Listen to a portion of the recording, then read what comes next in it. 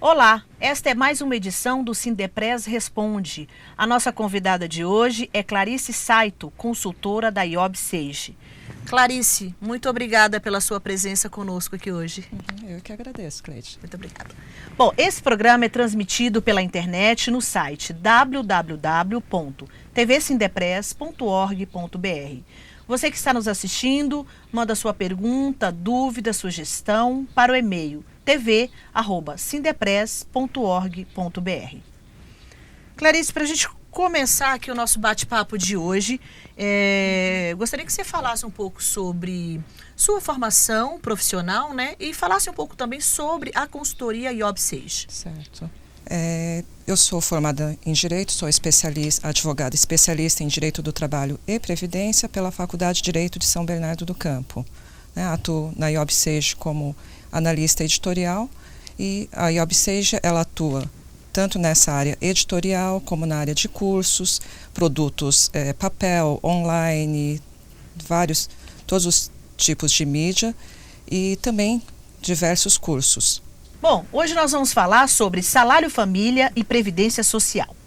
Clarice, nossa primeira pergunta, o que é salário família e quem tem direito a recebê-lo? Certo. O salário família, ele é um benefício que é assegurado ao empregado e ao trabalhador avulso que tenha filhos ou equiparados até 14 anos de idade ou inválidos de qualquer idade. Ok. Quais documentos devem ser apresentados para caracterizar o vínculo do dependente? Veja, o primeiro documento essencial para caracterizar o vínculo é a própria certidão de nascimento do filho ou equiparado, né? Mas além dessa certidão, é preciso também que o empregado apresente a carteira profissional, né? A caderneta de vacinação do filho até os 7 anos e o comprovante de frequência escolar a partir dos 7 anos. Ok.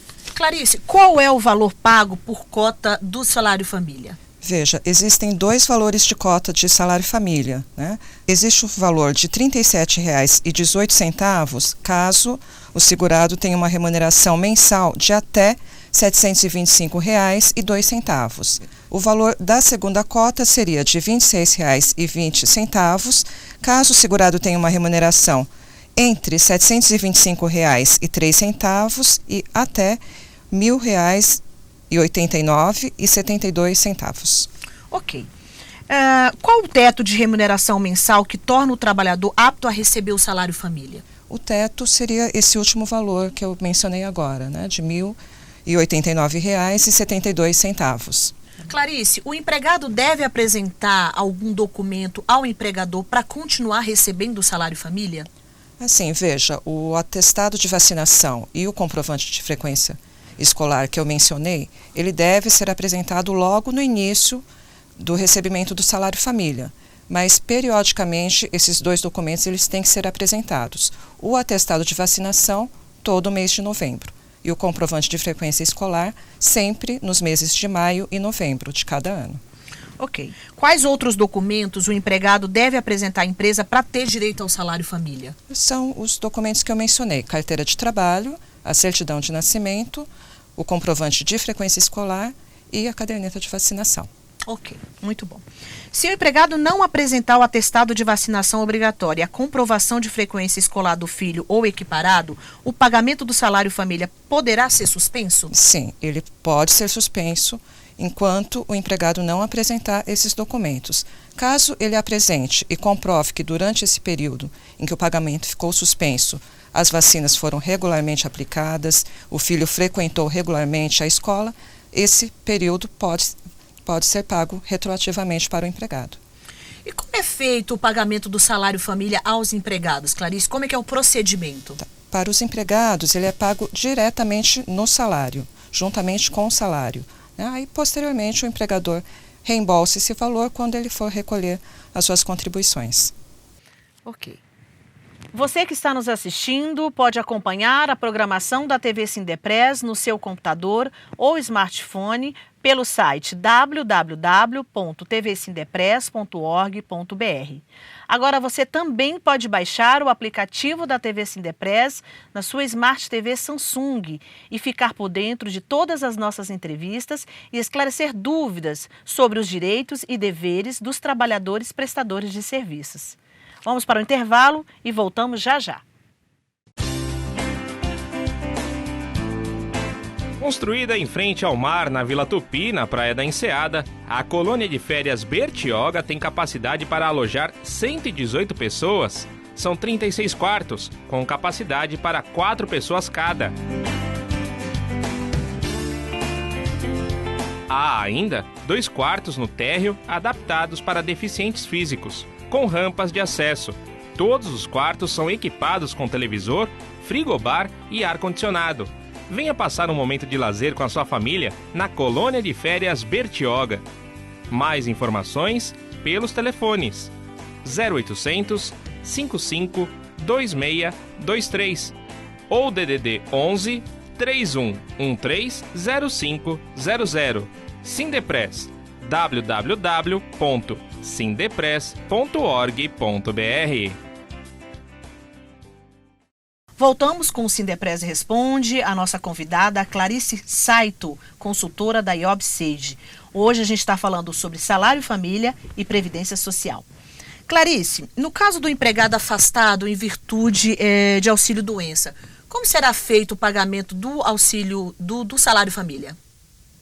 Veja, o empregado que eventualmente se afastar por auxílio-doença, ele vai passar a receber o salário família juntamente com o próprio benefício do auxílio-doença.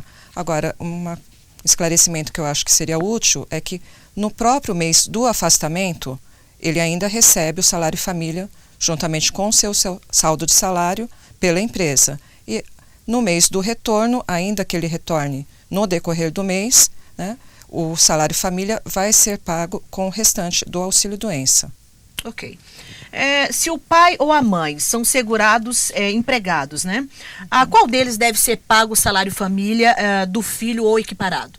Sendo os 2 empregados, ambos vão ter direito ao salário família. Então, recebem em duplicidade, por exemplo? Sim, ainda que trabalhem na mesma empresa, os 2 recebem o salário família. Perfeito. No caso de divórcio dos pais, a quem será pago o salário família? Nesse caso, ele vai ser pago somente àquele que ficar com o sustento do menor. Ok. Em quais situações o salário família deixa de ser pago, por exemplo? Veja, o salário família ele deixa de ser pago em caso de eventual morte do filho ou equiparado, né, ou quando ele completar 14 anos de idade, ou ainda no caso de filho inválido, se eventualmente ele recuperar a capacidade devidamente atestada, né? E em último caso também quando ocorre o desemprego do segurado. Perfeito. O empregado deve comunicar qualquer fator que altere seu direito ao seu salário família? Sim, qualquer fator que altere o direito, seja o filho completar 14 anos, a cessação da invalidez, a morte do filho ou equiparado, né, ele deve comunicar à empresa, senão vai caracterizar um recebimento indevido de um benefício. E há uma punição específica, Clarice, caso ele não comunique? Sim, ele pode desde sofrer o desconto desses valores que ele recebeu indevidamente, como pode haver toda uma responsabilização civil e, se for o caso, até penal. Perfeito. Bom, qual o número mínimo de contribuições indispensáveis para que o beneficiário tenha direito ao benefício concedido pela Previdência Social? O salário família ele não exige um número mínimo de contribuições. Ele é um benefício que independe de carência, né? Mas veja, não depender de carência não significa que ele seja assegurado independente de qualquer condição. Ele precisa ser segurado da Previdência Social, seja como empregado ou como trabalhador avulso. Ok, muito bom. Clarice, quais benefícios que não dependem de carência para a sua concessão?